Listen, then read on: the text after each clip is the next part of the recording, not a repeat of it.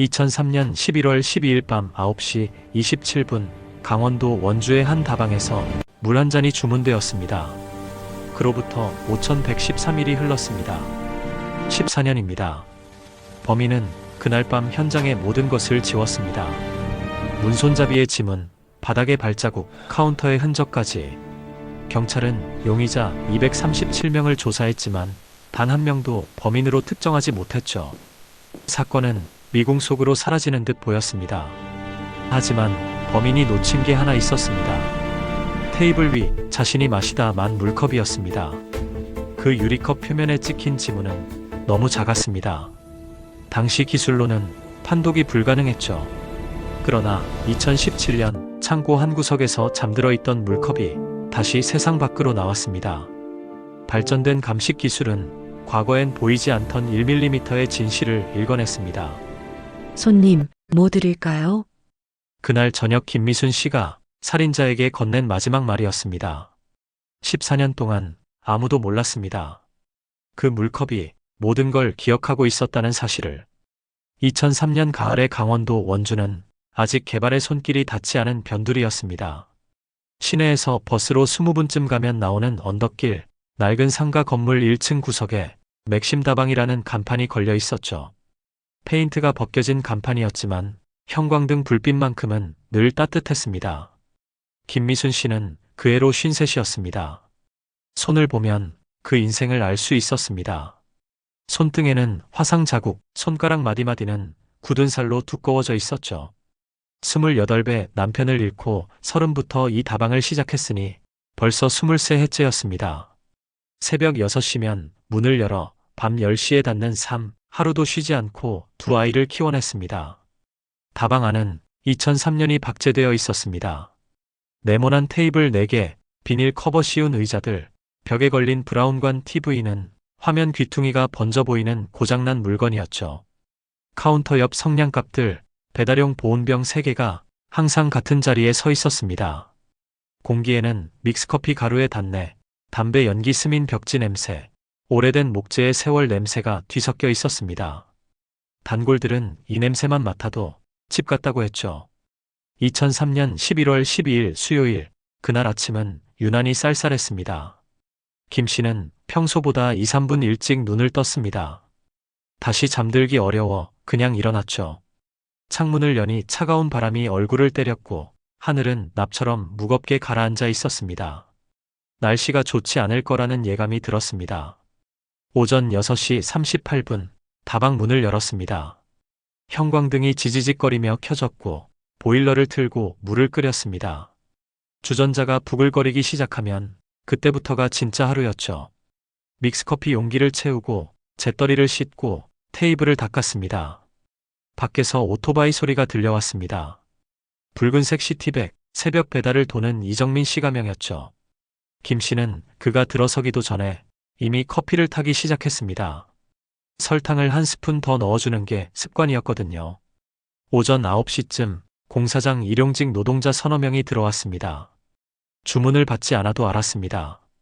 설탕 적게, 프림 많이, 미지근하게. 김 씨는 각자 입맛에 맞춰 커피를 타 건넸죠. 손님들은 담배를 피우며 오늘 작업과 어제 술자리 얘기를 나눴습니다. 김 씨는 카운터에 앉아 작은 공책에 숫자를 적었습니다. 재료비, 물품, 매출 예상액이 빽빽하게 적힌 공책이었죠. 10시가 넘자 손님들이 나갔고 김 씨는 테이블을 닦고 재떨이를 비우고 바닥을 쓸었습니다. 점심시간, 도시락을 꺼냈습니다. 김밥 몇 줄과 삶은 계란 하나였죠. TV에선 낮 드라마가 나왔지만 그녀는 화면을 보지 않았습니다. 그저 씹고 삼키는 일에만 집중했습니다. 오후 1시 50분, 가게 문에 잠시 후 돌아오겠습니다. 쪽지를 붙이고 밖으로 나갔습니다. 은행이 걸어서 10분 거리였습니다. 단풍잎이 바닥에 떨어져 있었고 바람이 불 때마다 낙엽이 빙글빙글 돌았죠. 김 씨는 점퍼 지퍼를 목까지 올렸습니다. 생각보다 추웠거든요. 은행 창구에서 적금 통장을 내밀었습니다. 10만원짜리 수표 한 장을 건넸죠. 직원이 도장을 찍어 돌려주었습니다. 통장을 펼쳐보니 잔액이 490만 원을 넘어서고 있었습니다. 김 씨는 작게 미소 지었습니다. 500만 원까지 이제 10만 원, 딸의 대학 등록금이 눈앞에 보이는 듯 했죠. 돌아오는 길에 슈퍼에 들렀습니다. 설탕이 떨어져 가고 있었거든요. 2kg짜리 봉지 2개를 들고 나왔습니다. 무거웠지만 익숙한 무게였습니다.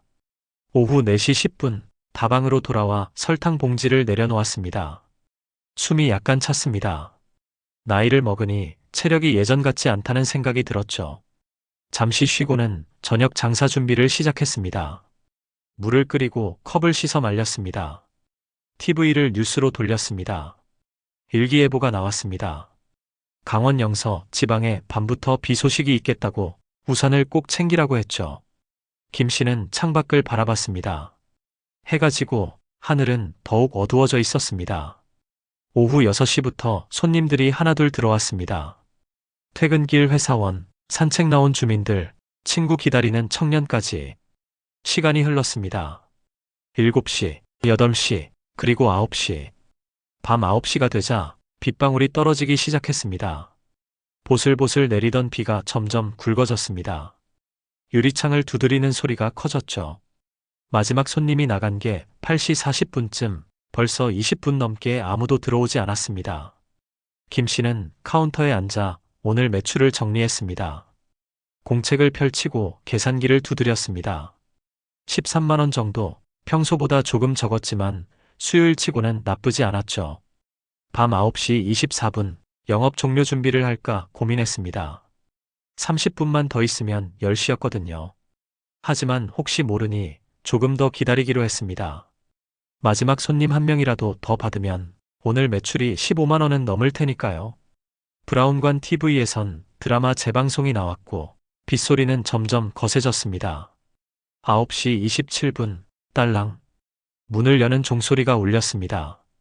김 씨는 고개를 들어 입구를 바라봤습니다. 빗물에 젖은 남성 한 명이 들어서고 있었죠. 30대 중반쯤, 평범한 인상이었습니다. 김 씨는 그 얼굴을 본 적이 있었습니다. 가끔 동네에서 마주쳤던, 이름까진 모르지만 낯익은 얼굴이었죠. 김 씨는 자리에서 일어나며 물었습니다. 무엇을 드릴까요? 남자는 잠시 주변을 둘러보더니 대답했습니다. 물 한 잔만 달라고. 김 씨는 냉장고에서 유리컵을 꺼내 차가운 물을 가득 따랐습니다. 남자가 앉은 테이블로 걸어가 컵을 내려놓았죠. 남자는 말없이 컵을 집어들고 천천히 마시기 시작했습니다. 김 씨는 다시 카운터로 돌아와 앉았습니다. 시계는 9시 28분, 밖에선 비가 쏟아지고 있었고 다방 안은 고요했습니다. 김미순 씨는 몰랐습니다. 이것이 자신의 마지막 손님이 될 거라는 것을, 이 남자가 곧 자신의 목숨을 빼앗을 거라는 것을, 그리고 저 물컵 하나가 14년 뒤 모든 진실을 밝혀낼 열쇠가 되리라는 것을 그녀는 전혀 알지 못했습니다. 9시 28분. 김미순 씨는 카운터에 앉아 내일 장을 봐야겠다고 생각했습니다. 설탕이 생각보다 빨리 줄고 있었거든요. 작은 수첩을 꺼내 설탕 2봉지라고 적었습니다. 펜을 놓으려는 순간 뒤편에서 의자가 삐걱거렸습니다. 남자가 일어서고 있었습니다. 김 씨는 별 생각 없이 고개를 들었죠. 가시나 보다 싶어 조심해서 가라는 인사를 건넸습니다. 하지만 남자는 대답 없이 천천히 카운터 쪽으로 걸어오고 있었습니다. 발걸음이 묘하게 느렸고 시선은 바닥을 향해 있었죠. 뭔가 이상했습니다. 남자의 어깨가 긴장으로 굳어 있었고 주먹이 꽉 쥐어져 있었습니다. 김 씨가 본능적으로 몸을 뒤로 빼려는 순간 남자가 카운터를 넘어섰습니다. 손이 그녀의 목을 향해 뻗어졌죠. 비명조차 제대로 나오지 않았습니다. 형광등 불빛이 빙글빙글 돌았고 숨이 막혔습니다. 김 씨는 있는 힘껏 저항했습니다. 손톱으로 남자의 팔을 핥히었고 발버둥을 쳤습니다. 하지만 힘의 차이는 명확했죠. 카운터 위의 공책이 바닥으로 떨어졌습니다. 탁. 펜이 굴러갔습니다. 대굴대굴. 그리고 김미순 씨의 저항이 점점 약해졌습니다. 남자는 거친 숨을 몰아쉬며 주변을 둘러봤습니다. 다방 안은 고요했습니다. 빗소리만이 창문을 때리고 있었죠. 그는 서둘러 움직이기 시작했습니다. 카운터 서랍을 뒤지고 김 씨의 가방을 뒤졌습니다. 그날의 매출금 고작 13만 원. 그는 돈을 주머니에 쑤셔 넣었습니다. 이제 현장을 정리해야 했습니다. 남자는 놀랍도록 침착했습니다. 자신이 만졌던 곳들을 옷소매로 닦아냈죠. 카운터, 문손잡이, 의자 등받이. 지문이 남았을 만한 곳을 하나하나 꼼꼼히 지워갔습니다. 발자국도 마찬가지였습니다. 바닥에 물기를 걸레로 닦아냈고 신발 밑창에 묻은 진흙도 처리했죠. 그러다 남자의 시선이 테이블 위에 멈췄습니다. 물컵. 자신이 마시던 유리컵이었습니다. 물이 반쯤 남아 있었고 컵 표면엔 그의 지문이 선명하게 찍혀 있었죠. 남자는 잠시 망설였습니다. 가져가야 할까? 놔둬야 할까? 하지만 물컵 하나쯤이야. 이곳을 드나드는 사람이 한둘이 아닌데 수십 개의 지문 중 하나가 자신의 것이라는 걸 어떻게 알겠습니까? 그는 물컵을 그대로 두고 돌아섰습니다. 9시 53분, 남자는 다방 문을 열고 빗속으로 사라졌습니다. 딸랑. 종소리가 마지막으로 울렸고 다방은 다시 고요에 잠겼습니다. 김미순 씨의 몸은 카운터 뒤편 바닥에 쓰러진 채 점점 차갑게 식어가고 있었습니다. 그날 밤 아무도 이상함을 눈치채지 못했습니다. 골목을 지나던 행인 몇몇은 다방 불이 켜져 있는 걸 봤지만 영업 중이려니 생각했죠. 비가 워낙 많이 와서 사람들은 고개를 숙인 채 빠르게 걸음을 옮겼습니다. 옆집 슈퍼 주인도 건너편 문방구 사장도 그 누구도 그날 밤 맥심 다방에서 무슨 일이 벌어졌는지 몰랐습니다. 2003년 11월 13일 목요일 오전 7시 김 씨의 아들 김동현 씨가 당시 26세는 어머니에게 전화를 걸었습니다. 매일 아침 출근 전 안부를 묻는 게 그의 습관이었거든요. 신호는 갔지만 받지 않았습니다. 동현 씨는 대수롭지 않게 생각하며 전화를 끊었습니다. 어머니는 새벽부터 바쁘게 움직이시니까요. 8시 다시 전화를 걸었습니다. 여전히 받지 않았습니다. 9시 또 걸었습니다. 신호만 길게 울렸습니다. 10시가 되자 동현 씨의 가슴이 두근거리기 시작했습니다. 어머니는 절대 전화를 이렇게 오래 안 받는 분이 아니었거든요. 손에 든 휴대폰이 무거워졌습니다. 뭔가 잘못됐다는 예감이 스멀스멀 올라왔죠. 그는 서둘러 회사에 반차를 내고 원주로 향했습니다. 서울에서 원주까지 고속버스로 1시간 반. 평소엔 금방 가는 거리였지만 그날은 마치 3시간처럼 느껴졌습니다. 동현 씨는 창밖을 보며 계속 휴대폰을 들여다봤죠. 어머니한테서 전화가 올까 싶어서였습니다. 하지만 휴대폰은 조용했습니다. 그는 다시 전화를 걸었습니다. 신호만 울렸습니다. 가슴이 답답했습니다. 오전 11시 20분 다방 앞에 도착했습니다. 문은 잠겨 있었고 안은 어둠침침했습니다. 동현 씨는 문을 두드렸습니다. 응답이 없었죠. 목소리를 높여 어머니를 불렀습니다. 여전히 아무 소리도 들리지 않았습니다. 불안이 공포로 바뀌었습니다. 동현 씨는 떨리는 손으로 주머니를 뒤져 예비 열쇠를 꺼냈습니다. 어머니가 혹시 모를 상황에 대비해 맡겨둔 것이었죠. 열쇠를 자물쇠에 넣으려는데 손이 떨려서 제대로 들어가지 않았습니다. 한 번, 두 번, 세 번째 시도에서야 찰칵 소리가 났습니다. 문이 열렸습니다. 동현 씨가 안으로 들어서는 순간 코를 찌르는 묘한 냄새가 느껴졌습니다. 형광등 불빛은 꺼져 있었고 창문으로 들어오는 희미한 빛만이 실내를 비추고 있었죠. 동현 씨는 전등 스위치를 더듬어 찾았습니다. 손끝에 스위치가 닿았고 그는 그것을 눌렀습니다. 찰칵. 순간 동현 씨는 얼어붙었습니다. 카운터 뒤편 바닥에 어머니가 쓰러져 있었습니다. 몸은 이미 굳어 있었고 얼굴은 차마 말로 표현할 수 없을 만큼 참혹했습니다. 동현 씨의 입에서 신음 같은 소리가 새어나왔습니다.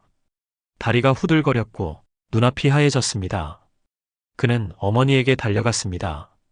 무릎을 꿇고 어머니의 몸을 흔들었지만 이미 차갑게 식은 몸은 반응이 없었습니다. 동현 씨는 주저앉아 어머니를 끌어안았습니다. 목이 메었습니다. 눈물이 쏟아졌습니다. 손은 떨렸고 온몸에 소름이 돋았죠. 그는 어머니의 이름을 불렀지만 대답은 없었습니다. 시간이 얼마나 흘렀는지 알 수 없었습니다. 동현 씨는 겨우 정신을 차리고 떨리는 손으로 휴대폰을 꺼냈습니다. 112를 눌렀습니다. 신호음이 울렸고 누군가 받았습니다. 그는 말을 하려 했지만 제대로 나오지 않았습니다. 사람이 어머니가 죽어 있다는 말을 하려 했지만 목소리가 떨려서 알아듣기 힘들었죠. 경찰은 침착하게 위치를 물었고 곧 도착하겠다고 했습니다. 전화를 끊은 뒤 동현 씨는 다시 어머니를 바라봤습니다.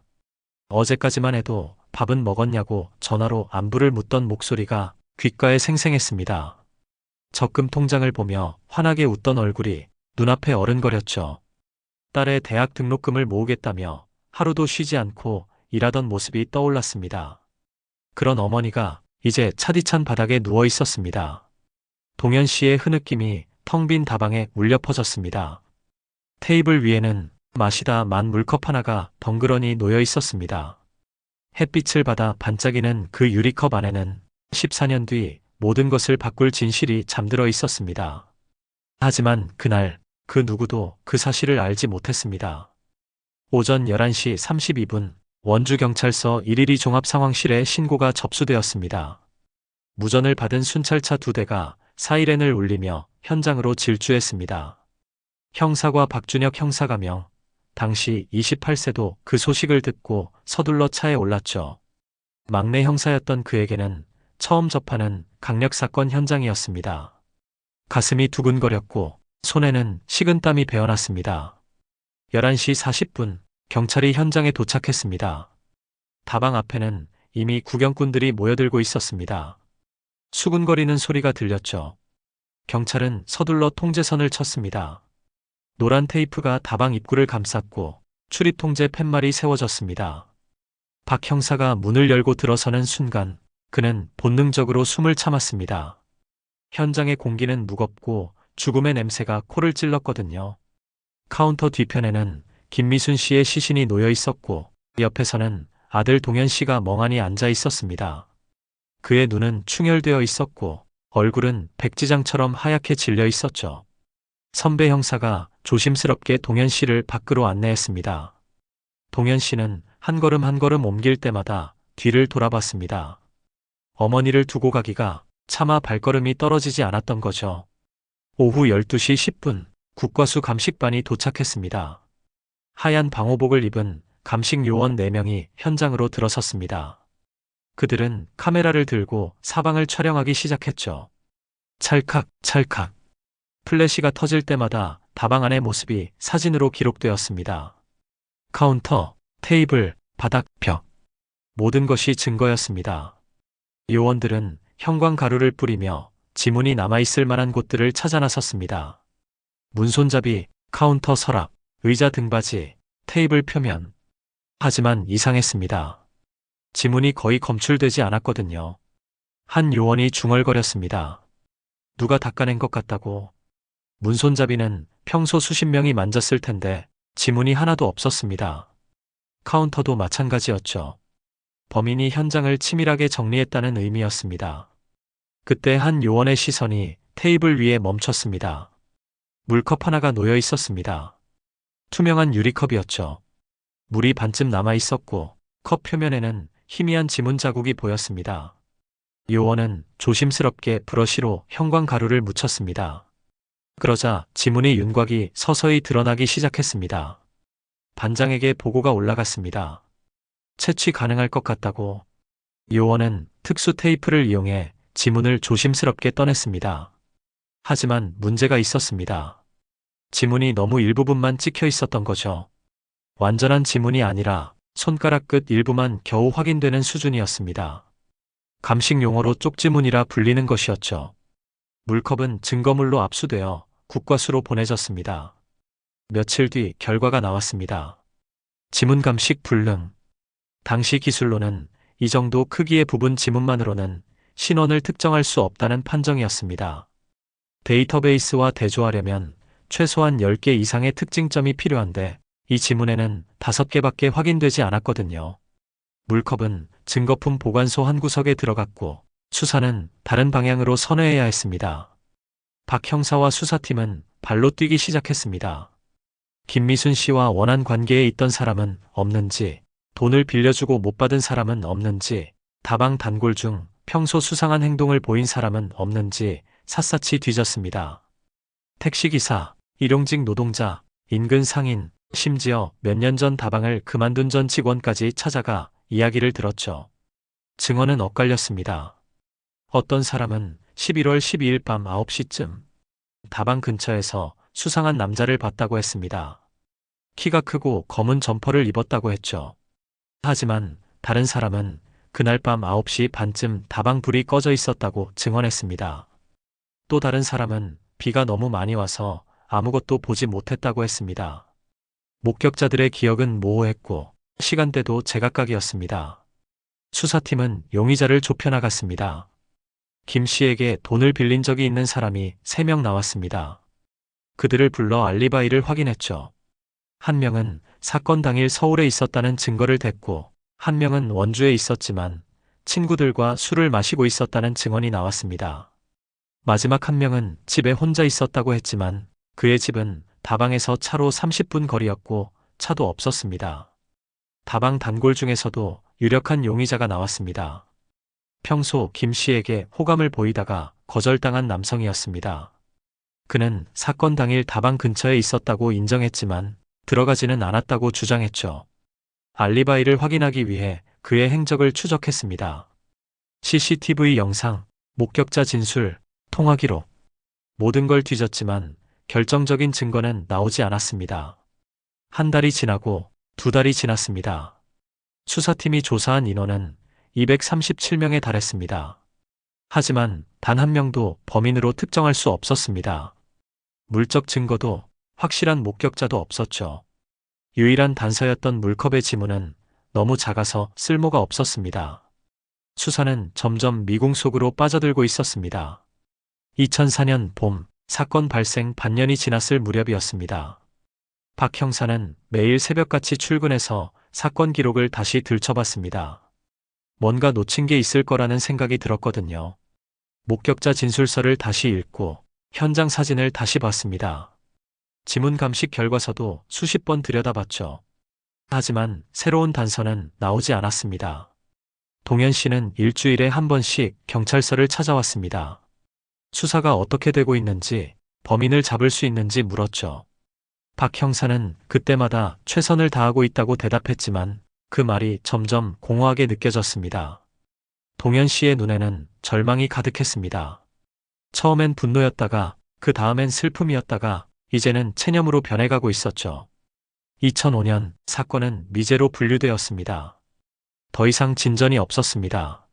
새로운 제보도 들어오지 않았고 용의자도 나타나지 않았습니다. 사건 파일은 창고 한 구석으로 옮겨졌습니다. 두꺼운 서류 뭉치 속에는 237명의 조사 기록, 수백 장의 현장 사진, 그리고 투명한 비닐봉지에 담긴 물컵 하나가 들어 있었습니다. 박 형사는 그 물컵을 마지막으로 한 번 더 들여다봤습니다.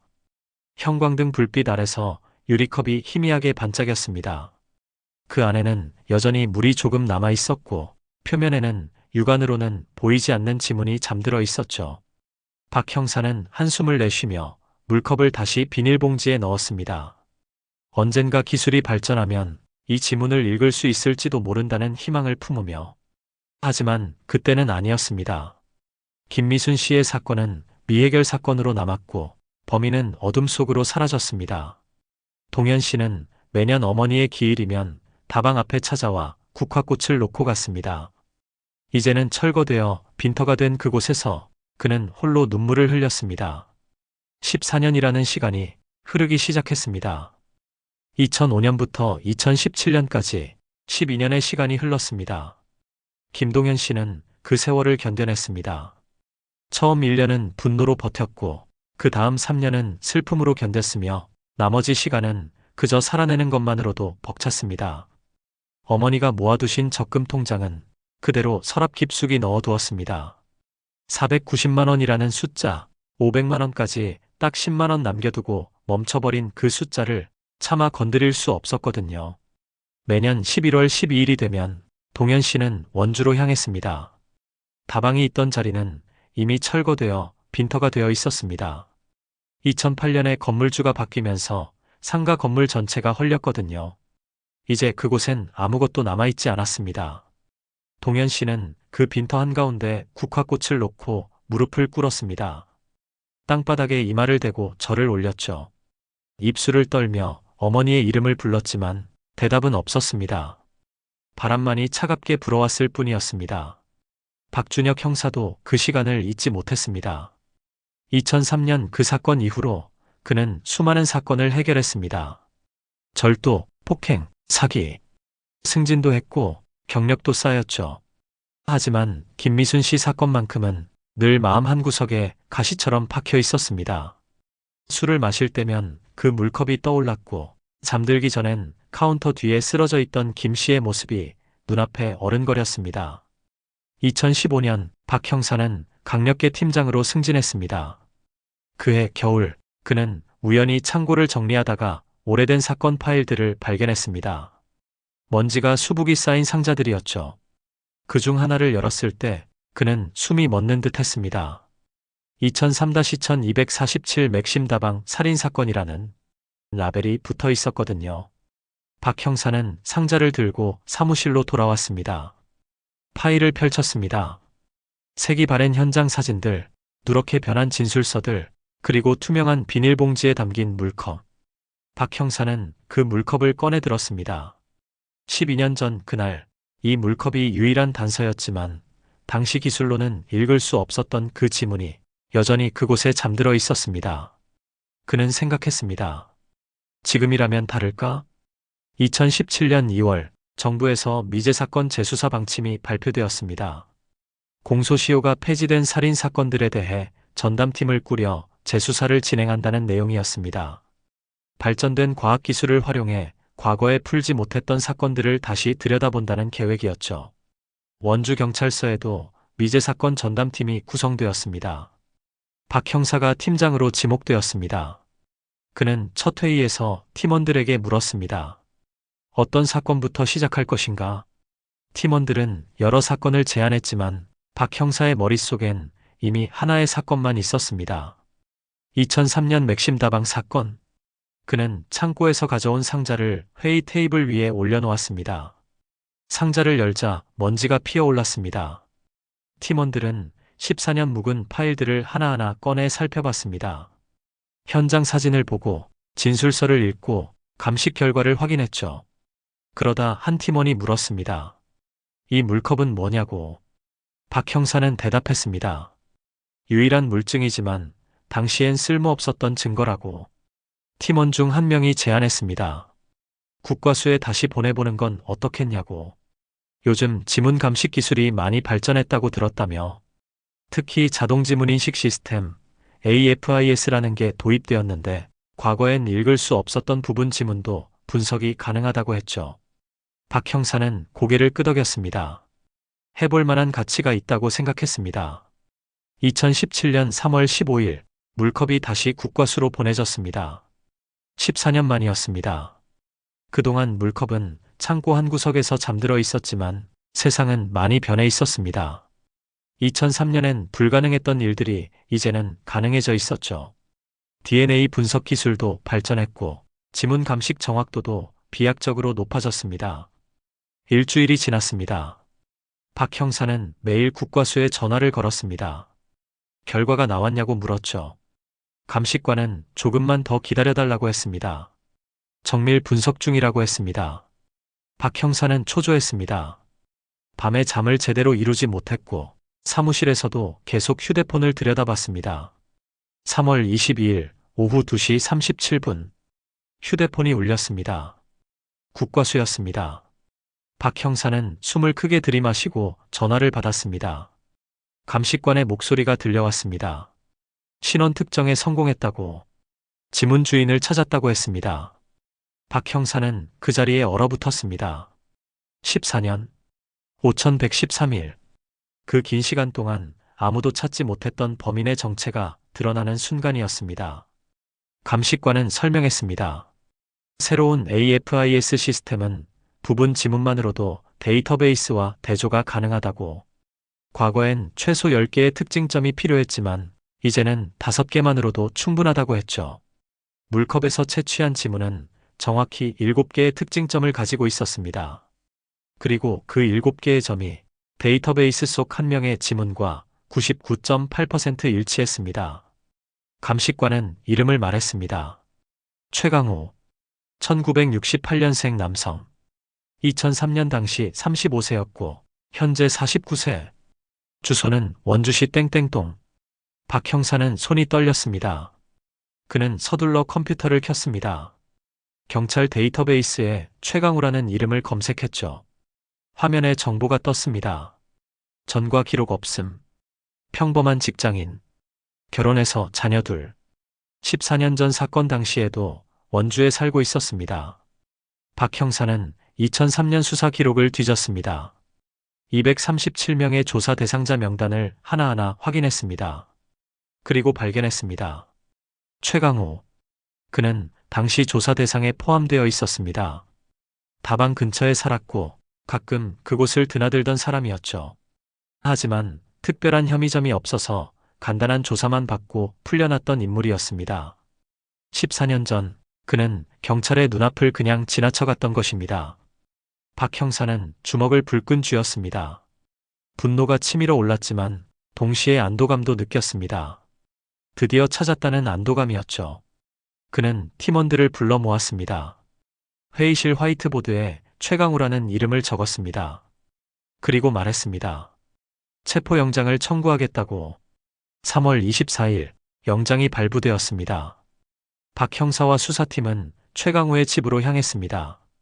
오전 6시 해가 막 떠오르는 시각이었습니다. 차 안은 긴장감으로 가득했죠.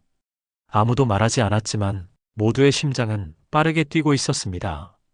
최강우의 집은 원주시 변두리에 있는 평범한 아파트였습니다. 수사팀은 엘리베이터를 타고 12층으로 올라갔습니다.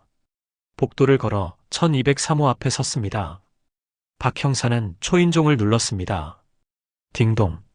안에서 인기척이 들렸습니다. 문이 열렸습니다. 최강우가 서 있었습니다. 49세의 중년 남성. 머리는 반백이 되어 있었고 얼굴엔 주름이 패여 있었습니다. 평범한 인상이었죠. 그는 경찰을 보더니 눈을 깜빡였습니다. 무슨 일이냐고 물었습니다. 박 형사는 영장을 내밀었습니다. 최강우는 영장을 받아들고 천천히 읽었습니다. 그의 손이 미세하게 떨리기 시작했습니다. 얼굴이 하얗게 질렸죠. 입술이 파르르 떨렸습니다.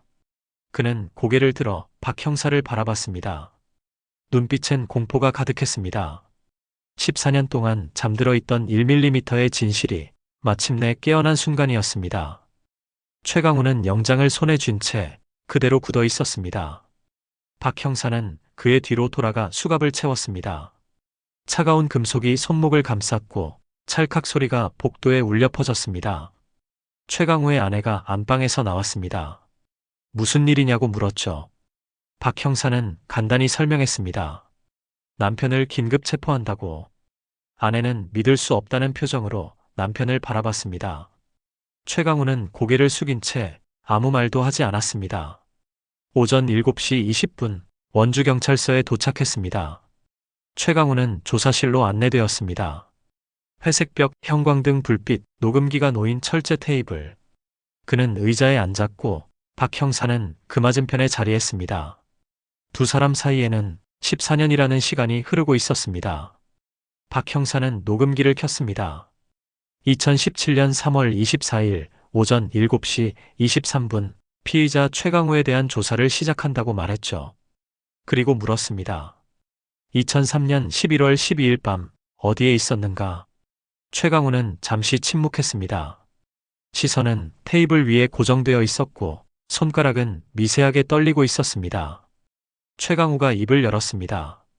기억이 나지 않는다고 했습니다. 14년이나 지난 일인데 어떻게 기억하겠냐고 했죠. 박 형사는 고개를 끄덕이며 다시 물었습니다. 맥심 다방에 가본 적이 있는가? 최강우는 대답했습니다. 가끔 갔다고. 동네 다방이었으니까 당연하지 않냐고 했습니다. 박 형사는 파일을 꺼냈습니다. 2003년 당시 조사 기록이었습니다. 최강우는 그때도 조사를 받았다고 했죠. 특별한 혐의가 없어 풀려났지만 분명 다방 단골이었다고 진술했었습니다. 최강우는 그렇다고 인정했습니다. 하지만 사건 당일엔 집에 있었다고 주장했죠. 아무것도 모른다고 했습니다. 박 형사는 다음 질문을 던졌습니다. 2003년 11월 12일 밤 9시 27분 맥심 다방에서 물 한 잔을 주문한 적이 있는가? 최강우는 눈을 깜빡였습니다. 기억나지 않는다고 다시 말했습니다. 너무 오래전 일이라고 했죠.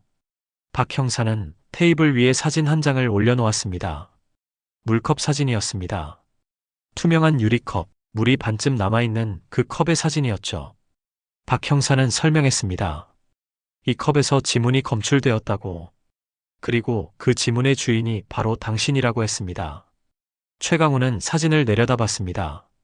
얼굴에서 핏기가 사라졌습니다. 최강우는 부인했습니다. 그럴 리 없다고 했습니다. 자신은 그날 다방에 가지 않았다고 했죠. 지문이 나왔다는 건 이전에 다방에 갔을 때 남긴 것일 거라고 주장했습니다. 박 형사는 고개를 저었습니다. 그건 불가능하다고 말했죠. 박 형사는 설명했습니다. 김미순 씨는 매일 영업 종료 후 컵을 깨끗이 씻었다고 했습니다. 단골들의 증언으로 확인된 사실이라고 했죠. 그러니 그 물컵에 남은 지문은 사건 당일, 그러니까 김 씨가 마지막으로 컵을 씻고 난 뒤에 찍힌 것이라고 설명했습니다. 최강우는 입술을 깨물었습니다. 추가 증거가 제시되었습니다. 국과수에서 물컵 주둥이 부분에서 미세한 타액 반응을 검출했다고 했습니다. DNA 분석 결과 그건 역시 최강우의 것과 일치했죠. 박 형사는 보고서를 최강우 앞에 펼쳐놓았습니다. 99.99% 일치.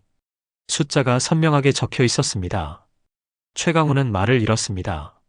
한동안 침묵이 흘렀습니다. 조사실의 형광등이 희미하게 윙윙거렸고 녹음기의 빨간 불빛만이 깜빡이고 있었죠. 최강우는 두 손으로 얼굴을 감쌌습니다. 어깨가 떨리기 시작했습니다. 박 형사는 조용히 물었습니다. 왜 그랬는가?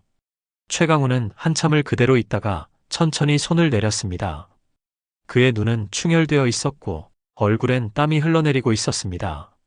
그는 입을 열었습니다. 떨리는 목소리로 말하기 시작했습니다.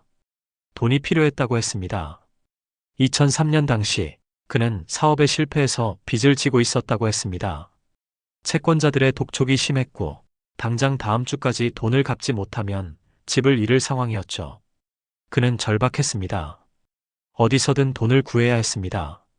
11월 12일 밤 비가 내리고 있었습니다. 최강우는 집에서 나와 거리를 헤맸다고 했습니다. 머릿속은 복잡했고 발걸음은 무거웠죠. 그러다 맥심 다방 앞을 지나게 되었습니다. 창문 너머로 김미순 씨가 보였습니다. 혼자 카운터에 앉아 뭔가를 정리하고 있었죠. 그 순간 마음속에 어두운 생각이 스쳤습니다. 다방에는 매출금이 있을 거라는 생각이었습니다. 혼자 있으니 저항도 크지 않을 거라는 계산도 섰죠. 최강우는 자신도 모르게 다방 문을 밀고 들어갔습니다. 김 씨가 환하게 웃으며 맞아주었습니다. 무엇을 드릴까요? 최강우는 물 한 잔을 주문했습니다. 시간을 벌기 위해서였습니다. 주변을 살피기 위해서였죠. 김 씨는 물을 따라 건넸고 그는 테이블에 앉아 천천히 마셨습니다. 다방 안은 고요했습니다. 창밖엔 비가 쏟아지고 있었고 거리엔 사람이 없었습니다. 최강우는 일어섰습니다. 카운터로 걸어갔습니다. 김 씨는 그를 보며 가라는 인사를 건넸죠. 하지만 최강우는 멈추지 않았습니다. 카운터를 넘어서며 김 씨의 목을 향해 손을 뻗었습니다. 그 다음은 빠르게 일어났습니다. 김 씨는 저항했습니다. 손톱으로 그의 팔을 핥히었고 발버둥을 쳤습니다. 하지만 최강우는 놓지 않았습니다. 힘껏 눌렀습니다. 김 씨의 움직임이 점점 약해졌고 결국 멈췄습니다.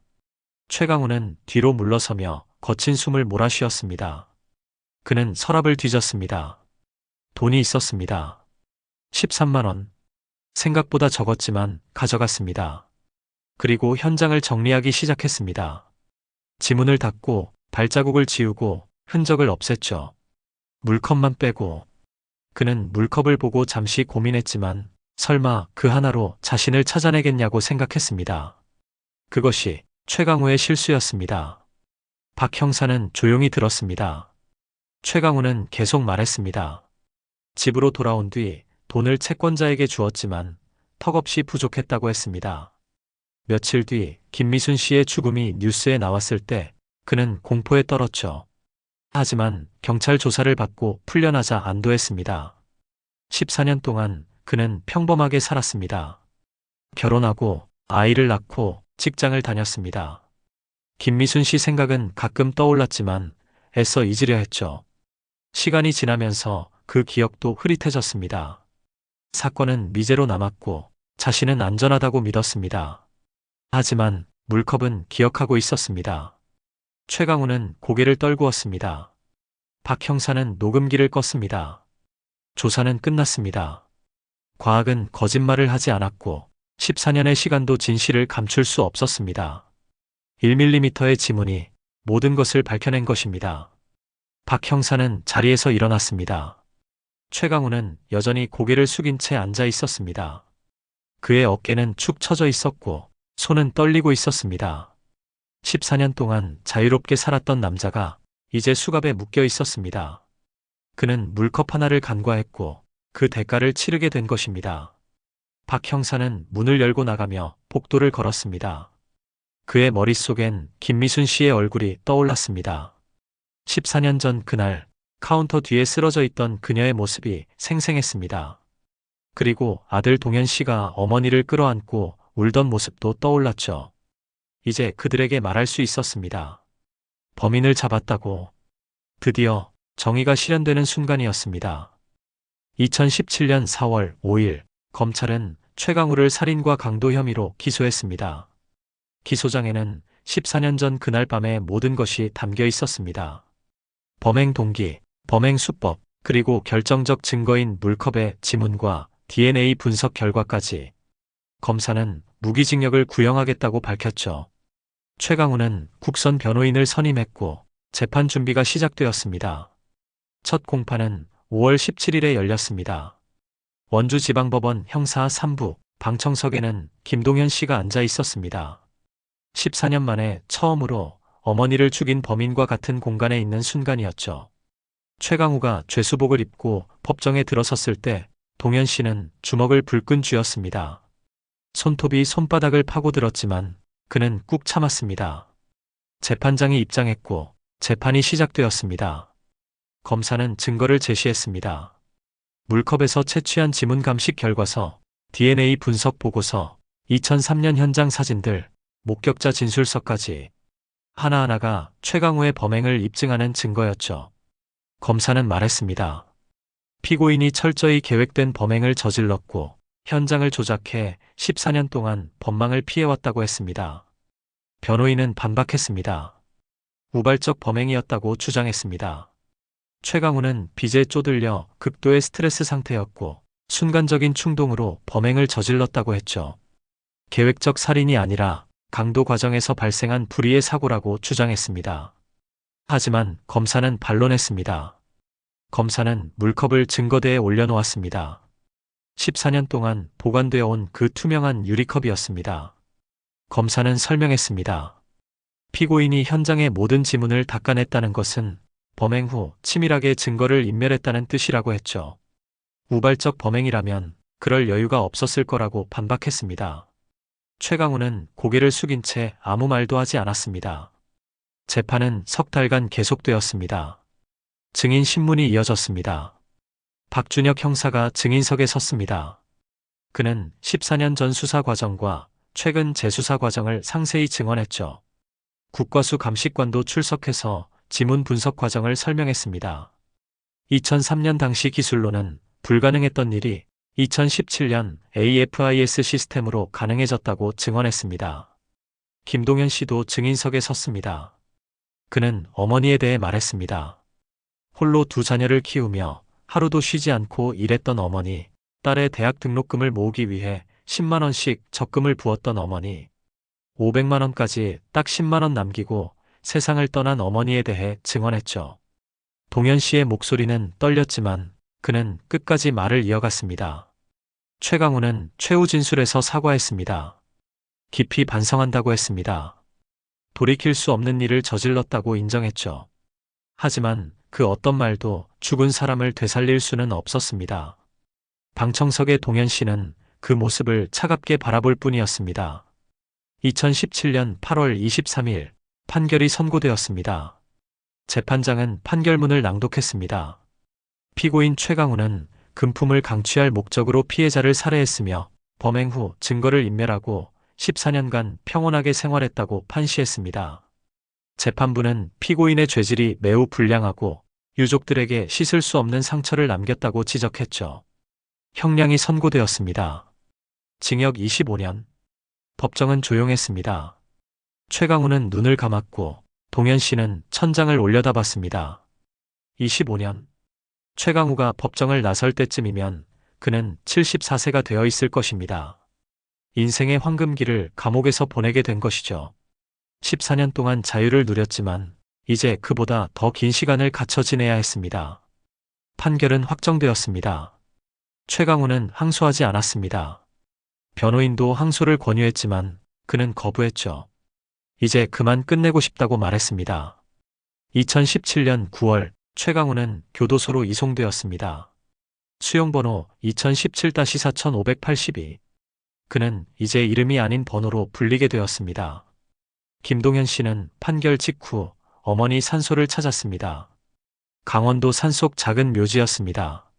그는 어머니 묘 앞에 무릎을 꿇고 절을 올렸습니다. 14년 동안 기다렸던 소식을 전했죠. 범인을 잡았다고, 재판에서 이겼다고, 이제 편히 쉬시라고 말했습니다. 그의 눈에서 눈물이 흘러내렸습니다. 하지만 이번 눈물은 달랐습니다. 분노의 눈물도 슬픔의 눈물도 아니었습니다. 안도의 눈물이었습니다. 박준혁 형사는 사무실 책상 서랍을 열었습니다. 그 안에는 2003년부터 보관해온 작은 수첩이 있었습니다. 미해결 사건들의 이름이 적혀있는 수첩이었죠. 그는 펜을 꺼내 2003 다방 사건 옆에 줄을 그었습니다. 해결. 14년 만에 그을 수 있는 줄이었습니다. 그는 수첩을 덮고 깊은 숨을 내쉬었습니다. 이 사건은 한국 과학수사의 중요한 이정표가 되었습니다. 미제 사건도 과학기술의 발전으로 해결될 수 있다는 것을 증명한 사례였습니다.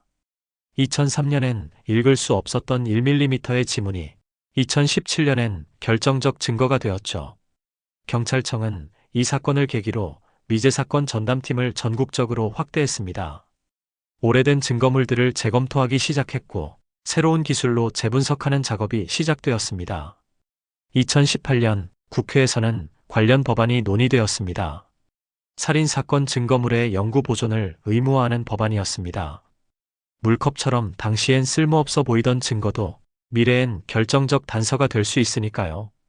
법안은 통과되었고 이제 모든 살인사건의 증거물은 최소 50년간 보관되게 되었습니다. 김동현 씨는 어머니가 모았던 적금을 찾았습니다. 490만 원. 14년 동안 그대로 있던 그 돈이었습니다. 그는 그 돈으로 장학금을 만들었습니다. 홀부모 가정 학생들을 위한 장학금이었죠. 어머니가 원했던 일, 딸의 대학 등록금을 지원하는 일을 다른 학생들을 위해 이어가기로 한 것입니다. 장학금 이름은 김미순 장학금이었습니다.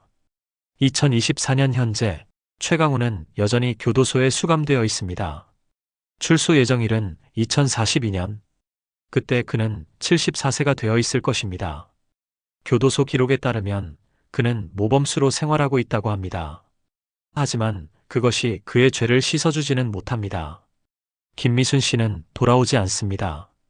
완전 범죄는 없습니다. 범인이 아무리 치밀하게 현장을 정리해도 반드시 흔적은 남습니다.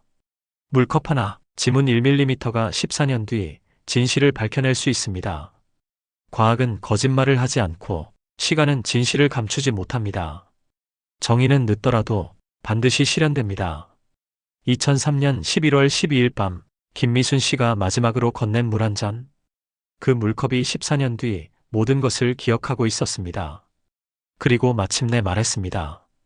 범인은 바로 당신이라고.